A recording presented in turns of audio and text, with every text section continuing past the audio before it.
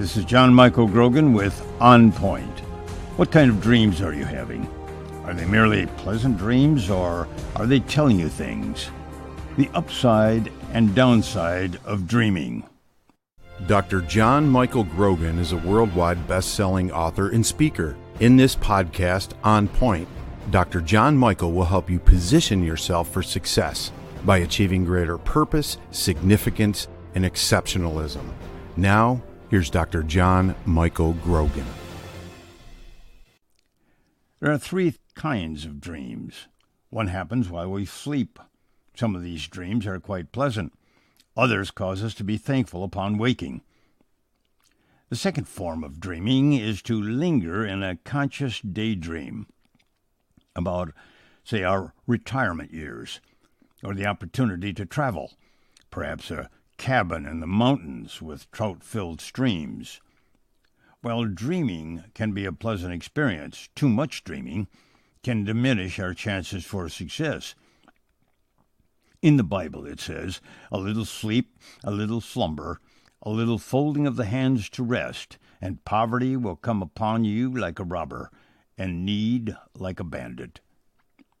Some of the most pleasant dreams I've ever had happened when I was having to reach up to touch bottom, a dark and foreboding place, a place of extreme frustration concerning my personal growth or the prospects of my future.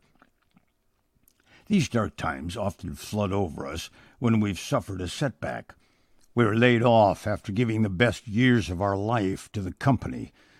This particularly stings if it comes before a holiday. Perhaps our mate feels a need for new romance. Nothing more dangerous to a marriage than a 40-year-old who realizes his chance for promotion are narrowing, or the opportunity to become president of the firm are nil. It's at times like these that a man can be vulnerable to thinking about a red convertible, joining a gym and buffing up a bit, shed some of that chicken fat around the middle, or a wife whose husband's affections toward her seem to be on the wane. Think about this. A man or a woman goes off to work every day, spends up to 8 hours working alongside a member of the opposite sex, comes home, eats, watches a little television, then traipses off to bed, having spent maybe 20 minutes, if that, of meaningful time with their mate. This is a giant red flag in any marriage that is not built on a solid foundation. There's an old story about a woman who was married to an archaeologist. She was telling a friend that the older she gets, the more interest her husband takes in her. Maybe we're facing a serious medical situation. By the way, all these life experiences can be turning points for us. Maybe we're facing a serious medical situation. By the way, all these life experiences can be turning points for us. It's at times like this that God can break into our life. Nothing like a serious health issue or a financial crisis to get our attention. I'll be right back after this break. Honesty, knowledge, and experience are three qualities I insist on when dealing with people offering a service. My good friend Eddie Poole with Keller Williams Realty is such a person. Whether moving to the Nashville area, selling your home, or looking for a new place to call home, or interested in a free ballroom dance lesson, give Eddie a call at 615-973-4663. That's Eddie Poole at 615-973-4663. I can't tell you the number of people who have confided in me that at their lowest ebb, the real meaning of life was revealed to them.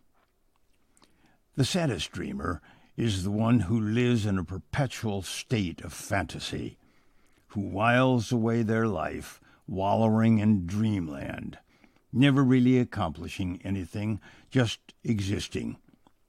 This should be the pastime of those who are in their twilight years. The rest of us need to remember that you can't drive a car looking in the rearview mirror, dreaming about how it used to be. Victor Hugo said, "Thought is the labor of the intellect. Revelry is its deserved pleasure." George Lucas, American filmmaker, turned his daydreaming into a living. But this is dreaming with a purpose, a form of productive visualization or projection, not dreaming to escape reality. These are what is known as fantasies, delusions, pipe dreams. The key is to be in reality, to be aware of our limitations, to be able to distinguish reality from fantasy. If a person is 47 years old, not skilled in mathematics, has an average IQ of, say, 85 to 115, and desires to become an astronaut, chances are pretty good that person is heading for a disappointment in life. Talents are basically God-given ability, like critical thinking, decision-making, or, say, math. It's inborn, a special ability a person has. Skills are abilities learned through effort to develop. What about gifts? These are gifts from God, meant to edify others in the body of Christ. The gift of compassion and comforting. By the way, God does not give us comfort in order to make us comfortable. He gives us comfort in order to bring comfort to others. There are many other gifts, such as wisdom. This is meant to give guidance to others in accordance to God's will. The gift of knowledge is the ability to have an in-depth understanding of a spiritual issue or situation. The gift of encouraging others. The gift of faith is being able to trust God. The gift of discerning spirits is the ability to determine whether or not a message, a person, or an event is truly from God. The gift of hospitality.